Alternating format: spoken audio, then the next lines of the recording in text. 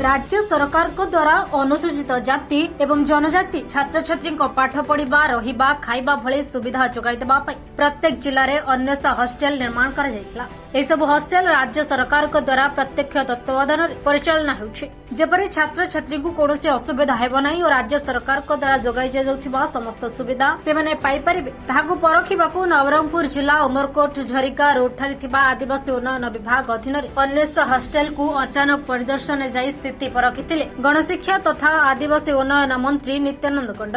मंत्री अचानक गस्त को देखि हॉस्टेल समस्त कर्मचारी आश्चर्य होइथिले।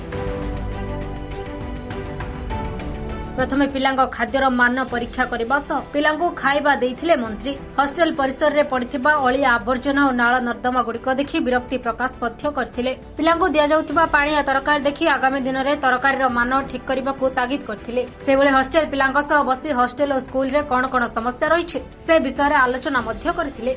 आलोचना समय रे मंत्री जानिबाकू पाइथिले कि विगत वर्ष एवं ए वर्ष गुरुकृपा एजुकेशन ट्रस्ट पिलांगु ड्रेस प्रदान करिनांती। तेणु मंत्री दुख प्रकाश करबा सह अनुष्ठान अध्यक्ष मनोज कुमार पाढ़ी को फोन जोगाजोग कर पिला को शीघ्र ड्रेस प्रदान करने तागिद करथिले।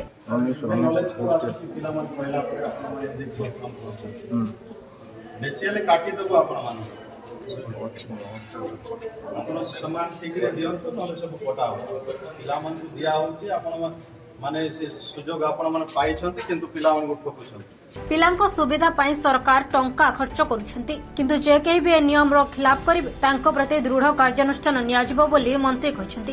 वर्तमान मु गत दिन रे भी अनेसा हॉस्टेल को आस्थिली।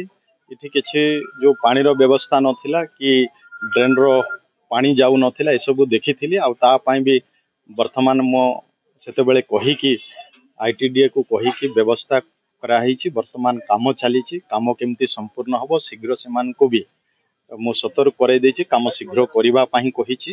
विशेष करी इथि मु आसिकी देखिली जे सब स्टाफ अछंती कि नै, सब स्टाफ तांकर ड्यूटी ठीक भाव रे करूछंती कि नाही एवं सेमान को कहिछि, चेतावनी भी देहिछि। समस्त जेमती ठीक भाव रे तांकर ड्यूटी सेमाने करिवे, काम करिवे। जदि कोनोसी प्रकार एथिरे जदि कोनोसी प्रकार अवहेला हुए तो निश्चय तांको प्रति भी कार्यानुष्ठान ग्रहण करा जिवो। आज शिक्षा मंत्री आस्थिले तो तांके देखिले कि हॉस्टेल रे कोन चलछि कोन नाही, तो हमें कंप्यूटर लैब दरकार अछि बोल कहलु। अब स्कूल रे यूनिफॉर्म दियाई नै बोल कहलु। स्कूल यूनिफॉर्म हॉस्टेल रे हम सब ठीक ठाक चलछि, सब सुविधा होछि। खाली पानी रो सुविधा टिके थिला, एबे सब सुविधा हो जाय। उमरकोट प्रमोद कुमार रथंक रिपोर्ट, उत्कल खबर।